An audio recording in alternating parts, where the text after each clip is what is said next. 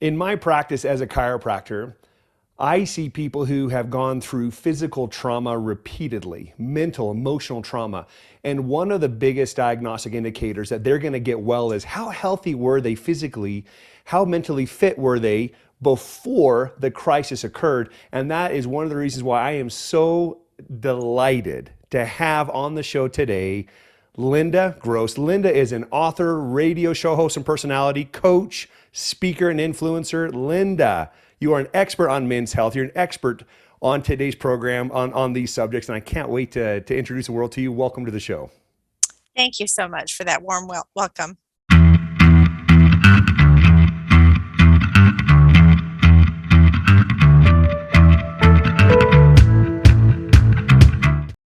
Welcome. So, Linda, you are an expert on men's health, on men's mental health, and you've written two pretty amazing books. How did you get to this level of your life? And with all the things you could focus on, how did you get to niche down on men's health? Yeah, well, I already had an academic background from UCLA in psychology, so I combined the years of research that I did there. And how did I personally get involved in men's health? Well, I went through a divorce, and I asked the question that most girls ask is, where did all the good guys go? Because it seems like over the last few decades, they've been canceling guys out. And I thought, there is a niche here.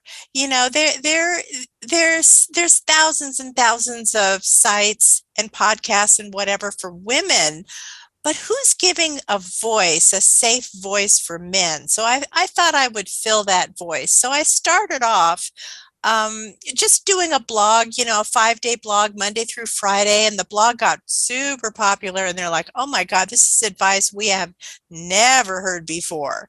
And it's so easy to do, but not obvious. The traits are not obvious. And, a lot of women will get mad at me that I let out all the secrets. But, once you have the key, all you have to the door, all you have to do is put it in and turn it, right? I mean, then it's like so easy. It's like, oh my God, why didn't I think of that? So I started, doing this blog, and people kept saying, oh my God, you got to turn it into a book, turn it into a book. This is like fabulous. So I turned it into a book. And later on, as time went by, I was invited to things. I gave a speech on the Capitol steps here in California, in Sacramento, on men's rights, because I had a lot of men who were coming to me that had failed custody issues. The woman was going up on the stand and lying about abuse or drugs or alcohol or whatever, and then she would get custody of the kids. And didn't matter that none of that was true, and the judge didn't check to see if it was true. And meanwhile, the guy is put out in left field, and he's spending his whole life savings trying to get the kids back. So Wow. so I have a lot of different ventures. Men need a voice, men need a safe place. And I'm that person, and I tell it to them straight. I speak men language. I say women kind of speak in circular motions, beat around the bush kind of thing. But men is like, what's the point? What's the bottom line? What do I got to do? Okay, I'll do it.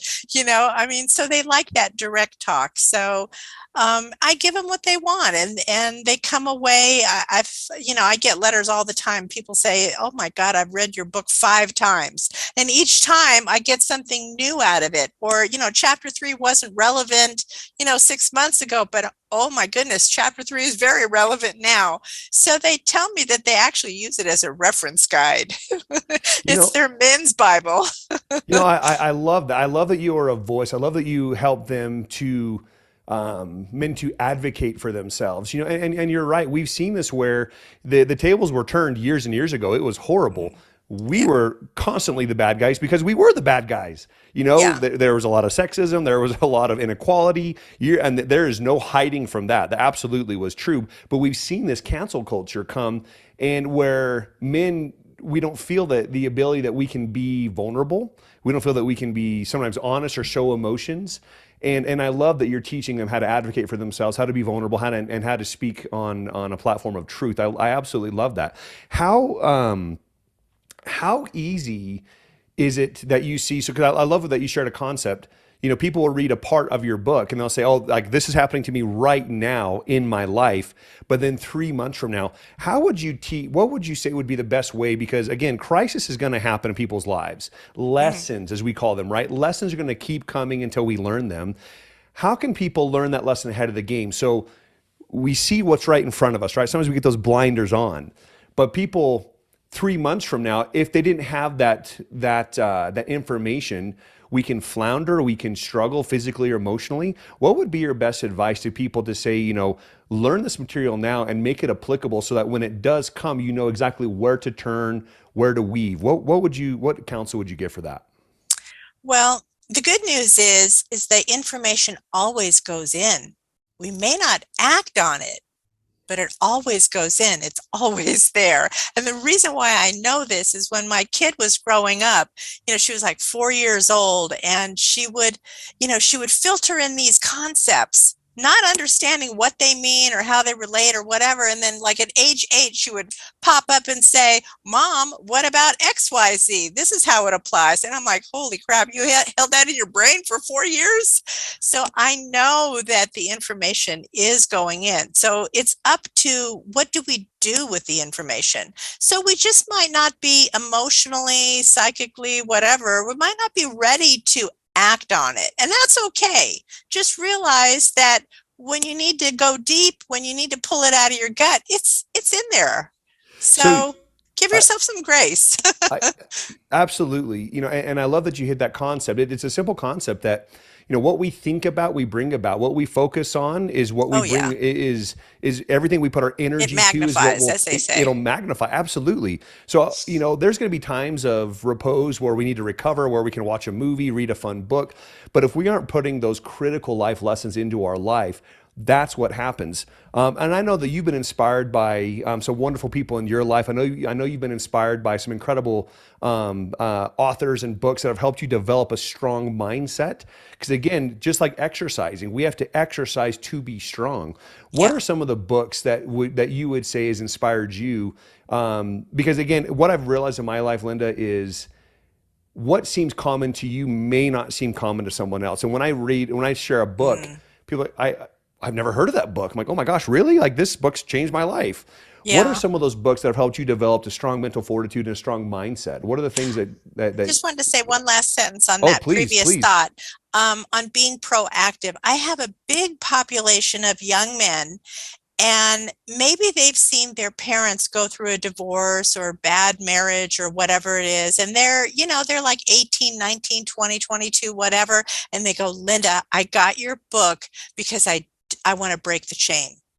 I want to be Wow. proactive and not repeat what my parents went through. So rather than muddling through it and then trying to unlearn the bad habits, I want to learn how to do it the right way the first time right out of the gate." And I'm like, oh my gosh. So there is a sense that people want to be proactive with this stuff. And, bless their Yes. hearts. I love it when I hear stuff like that. Yeah. That's absolutely powerful. And so the being able to see, and it really comes down to knowing what we want. What do you want in life? Do you want a healthy life, a healthy marriage? Well, we have to put into play. So yeah, what are some of those things that you've learned personally? What are some of the books that obviously you have two smash hit books that we need to be aware of? Why don't you share your books and some of the books that inspired you with this mental awareness and this mental strong abundance mindset? I love I love nonfiction books. I mean, I like fiction too, but I would say Think and Grow Rich and Number Stephen one. Covey's Seven Habits of Effective People. I mean, that's like my Bible, just day-to-day stuff. And then outside of that, I love biographies. I like, you were mentioning when before we were on air, I like it how the person goes through, well, maybe they were a ditch digger and then how did they go from that to being a marketer or whatever. I love those kind of stories. So I think one can learn an awful lot from biographies because you shorten the curve, right? It's like, Yes. why not learn from someone else's mistakes, or why not learn from somebody else's aha moment? So I love biographies. You are a student of life. You are so humble. You really are a student of life. And you just taught a principle that is so true. They're typically, there is not a life lesson that hasn't been taught and lived and learned by someone else. Why can't we learn these lessons?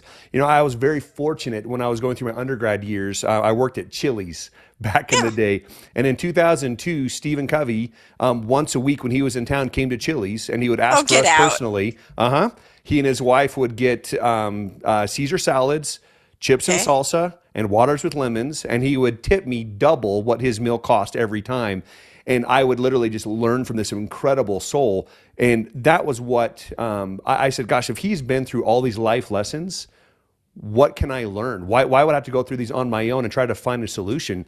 That's where people don't realize is when they're in a crisis, it's so hard when you have a crisis right in front of your face because the proximity to our crises, it's hard to see that there are options, there are resources. What do you say to the person? What do you say to the person watching this, to the person in a crisis now that has their crisis right here? If it's a divorce, if it's a health problem, if it's a concern, what do you say when it literally is right there? What's the first step you tell them when they're in that crisis? What can you share? Sometimes they just can't see the solution. Sometimes they can't see the light to climb the stairs to get out of that hole. What they can't. I mean, they're just not ready. So Yeah. that's okay. So I would say lean on someone. Find a mentor, maybe find someone at your church, or find a teacher, or find somebody that you trust. Maybe it's an uncle or a grandfather, and they've probably been through this same situation and they've already solved it. They're 30 years ahead of you, right? So Wow. I would say lean on someone because Yeah. they know. Yeah. It's having an advocate in your corner, right? Yeah. Is absolutely, absolutely critical. One of the biggest areas of depression is to think you're the only one that's going through this. Wow. The inactivity is what causes anxiety and depression. So the antidote to that, right, is to take action. In my book, one of the chapters is called Action Cures Depression. Wow. If you're in forward motion, even if you're doing it wrong, even if you're going down the wrong way, let's say you make a left turn, but ooh, that wasn't the right way, then to back up, move the car back and go this way. That forward motion will pull you into the right direction. So how does one it's we need to hear this over and over again, right? That when you've made a mistake, you need to own up to your mistake and to be vulnerable. How does one actually do that? I mean, what are the words that if I'm going through this crisis, what would you share with me? I've gone down the wrong road. I need a mentor. I need someone, and you happen to be the advocate, for me. How can I be the one who literally says, what are the words I have to say? What is the mindset I have to have? You said that we're not alone. We think that we're the only one who's ever made this mistake. Yeah. What do I have to say? What literally do I have to say to get help? Because we find that a lot of times there isn't a lack of resources, there isn't a lack of people. It's literally I feel so stuck and maybe ashamed, or I feel like I can't open. What do I have to say? How do I reach out to you? How do we reach out to a mentor or an advocate? Yeah. Okay. So let's start with the word mistake. Men don't do that word. Men don't want to be wrong. It's not a mistake. So what I would say is do what's called neuro-linguistic programming, which means Boom. your words matter. So men don't like that word. So instead, let's flip this around and say, it's an opportunity. It's a learning experience. Like, yes, you went through this crisis, but I think is it Chinese? The symbol for crisis and opportunity are the same thing, Yes. right? They're synonyms, but I mean, it's a symbol. And I really like that. And I think that really applies to men. Because if you say it's a mistake, you're going to be stuck in your mud, right?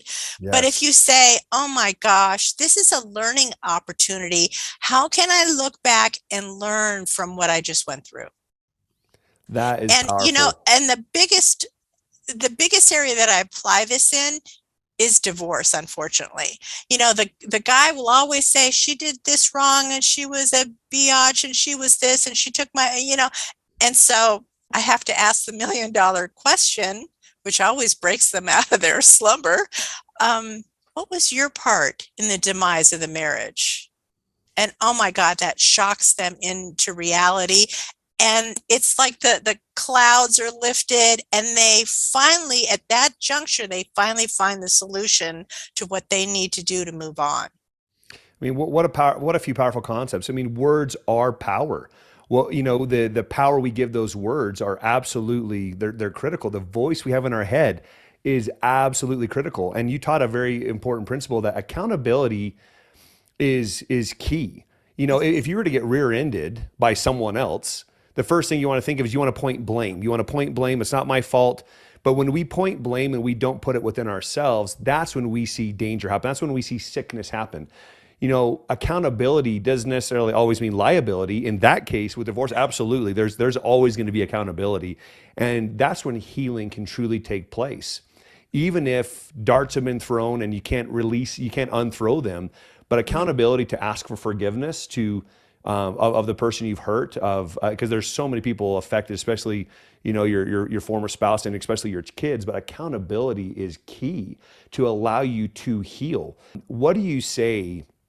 And the accountability helps you grow, because if you don't acknowledge what your portion of the problem was, it takes two to tango, right? She wasn't doing this all on her own. You were there, you were a participant, so you don't grow. So like you say, the universe is going to give you the same lesson because you haven't learned the lesson. Yes, it will keep coming, right? Yeah. Oh my gosh, absolutely. I love that you shared that one of your heroes, one of your mentors was your father. When it came to writing your books and understanding these concepts, obviously and you interviewed over 20,000 men for one of your books. What role did your father have with teaching you some of these life lessons? And what are the lessons that he learned that has really changed your life that can help men have accountability and change their own lives? I'm so blessed that my father was born in Europe, because it's like I didn't get some of the negativity that US men get, the denigration that US men get. But anyway, they talk today about STEM careers, which is so important and so valuable. And even though I'm a girl, my dad taught me math and science and cars and how to read a map and all the boy things, right? It was so valuable. And the biggest lesson, that he gave was you can do anything. It's like there are no roadblocks. So it just makes me crazy when I hear about race relations and they put this race down that, you can't do this and you can't do that. It's like we're raising a society of young kids based on the word can't, rather than flipping it around saying you can do anything. You just need resources and knowledge, perseverance, and sweat. That's it. And you'll get there, so we need better role models and a better message to give to our kids. But yeah, I would say for the dads out there, those skills, those male skills, those, left brain skills are highly important. Even if she doesn't go into those fields, even if she becomes, an artist, goes in, is an artist or goes into sales or whatever it is, those STEM skills are really quite valuable. You can use them in any location, really. I love that concept that it's a limiting mindset when we say we can't. It's a scarcity mindset. We cannot help someone be healthy if we're sick. We can't help someone be wealthy if we are poor. We have to start from within by surrounding ourselves with wonderful people. We're an accumulation of the top 5 people we hang out with. We're an accumulation of what we put into ourselves. And those lessons that we're going to learn, are we going to take that left side of scarcity, of lack, of I can't, or are we going to say, no, there's absolutely enough abundance for everyone to have absolutely everything that they could ever hope for. But it has to start with how you talk to yourself. It has to start with the abundance mindset and that drive that you have within yourself. What do you say is the biggest problem that you solve for men's health and mental health and awareness? What is one of the biggest problems you solve? Because if we can understand what the problem is, we can understand where that will possibly take place in our life. What's that biggest problem? or concern or Prob- lesson? Probably the most frequently asked question that I get is, how come nice guy doesn't work? Mm, And it's a lesson that a lot of moms teach their sons, have respect for the girl and be nice and, all this kind of, it doesn't work. It doesn't work. In my book, you can't just give or adopt respect. The person has to earn respect, just like anybody else, just like in the business world, just like in other interpersonal relationships, you have to earn it. So it's wrong of mothers to say, give her respect. Now, treat her neutrally, yes. I mean, I don't want you to put her down or criticize her or what, like there's a mid balance there. It's not respect and it's not putting her down. It's somewhere in the middle. Just keep an open mind, put her in the middle, and take it from there. So the nice guy thing, it doesn't work. Again, probably something that's taught to you by female relatives, your mom and so forth. It doesn't work because the receiver of that, she doesn't feel your sexual energy. Not that I need you to have sex on the first date. No, I'm not saying that. But she needs to see you as a potential partner. So the nice guy, like, oh, I'm going to come over and paint your living room walls, and I'm going to help you, pick out tires or pick out a new computer or like whatever it is. All that's well and good, but she's putting you in the brother category. She doesn't feel that energy. And again, that's a chapter in my book too, why nice guy doesn't work and what you can do instead. What you can do instead is she needs to feel confidence from you. It's a mm. biological need. My research, I took that back 10,000 years ago, and it's rooted in general, men are bigger, badder, stronger, faster than we are to help women and children get out of danger. So if there is a weather event like a tornado, hurricane, avalanche, fire, like whatever it is, that hopefully the guys will come in and rescue us, help us from that danger. Or it could be, the lion or the bear or whatever is invading the camp. Again, the guys will pull together and save the villagers from this threat. So, of course, we don't have lions and tigers and bears today, but that confidence gene is part of our DNA. We crave that. So if you don't deliver on the confidence gene, you're going to go in the nice guy category. Now, is it bad to be a nice guy? No. There's a time and place for everything, like they say in the Bible. My time frame is 90 days. Like, don't paint her apartment for 90 days and then you're all good. You got to establish the confidence gene first. So, and to clarify too, so you're teaching that we shouldn't be who we aren't. We need to be authentic to who we are, but also sharing what is it that really is what attracts women to men and men to women. So you're teaching we need to be authentic to who we are. Don't be who you aren't. Be who you are. And I always believe that if you don't believe that you're your best self, well, then absolutely we need to act and be and think and do and say who we would like to become. So how do we become truly authentic to who we are? How do we cultivate that confidence? How do we practice that? How do we think that? How do we say that? How do we be that? Yeah, you know what? A lot of my male colleagues who are in the similar profession as I am in, men teaching men how to date, relationships, and all that kind of stuff, they take a different approach and they say you have to practice on the girl to get this confidence. And I'm like, no, it has nothing to do with the girl. You have to just go inward. So Wow. what I do is I spend a good portion of the book teaching you how to get confidence. But basically what it is a lot of guys will get confidence from their work, a hobby, a passion, Maybe it's music, maybe you're the best guitar player, maybe it's sports, maybe you're the best golfer. Whatever it is, whatever that passion is, spend at least 1 hour a week on that until you become an expert. So they say that the definition of expert is you need to practice 1 hour a week for 10 years. If you want to make it shorter, then practice 1 hour a day, right? And that'll shorten the time frame. But anyway, become good at one thing. And then it's part of your gut. It's part of your being. And so when you're around that girl, you're not going to be tongue-tied. That confidence will naturally emanate. You don't even have to say the words. You don't have to say it. She will feel it. And that's what women are attracted to. Oftentimes my male colleagues say, oh, it takes money. It's not money.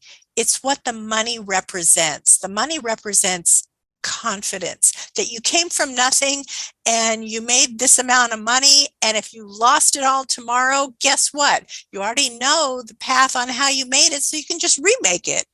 It's the confidence that they're looking for. That's what's sexy. Yeah, absolutely. Can you be confident and humble? Can you be confident and authentic? Oh, of course. Of course. I wouldn't, to not be authentic, because there's a lot of guys out there who are confident but not authentic. So my words for those people are arrogant and cocky. There you Arrogant and cocky are fake confidence. You need the confidence, but you don't have it for real. That's what I wanted to point out is a lot of guys think they have to do that pigeon chest. We need to, we have that bravado, that machoism, and we're going to be being macho as we walk off a cliff, because we're too prideful to see and to say, again, it comes from that accountability. Yeah. What's going on inside me? So cultivating that confidence, being confident in all the things that you do. And I love that you taught that life lesson of you can do this on the golf course, and it's not pride. It's not cocky. It's being confident what you are. And when we make a mistake, to be able to say, if you sliced it all the way left, to say, wow, that was way too much power, man. I just sliced through that thing. But being honest and vulnerable, confidence, that really is what truly is sexy, and that's how we truly cultivate it. Linda, I am so honored that you've been able to be with us today and to be able to share some of these life lessons. And we're going to have a link in the description below with your books. And we will absolutely love to have our followers continually follow you. So where do we find you on social media? How do we get a hold of you? Again, we'll have the links to your books below. How do we follow you? How do we follow your radio show? How do we get a hold of you? Yep. Well, the radio show is the Men's Advocate Show, the Men's Advocate Show. The website, themensadvocate.com, mensadvocate.com. And I'm on all the social. I'm on, Facebook, IG, Twitter, just type it into the search bar, the Men's Advocate Show, and all these things, the link should come up. Thank you. I know you were going to have a whole slew of people following you and thanking you. Yay. Because again, when crisis or a lesson comes, why is it that some people can just jump over that hurdle and have no problem? They've learned these lessons. They learned that confidence is sexy. They've learned accountability. They've learned to be vulnerable. They've learned to be open. They have a mentor, as you've taught.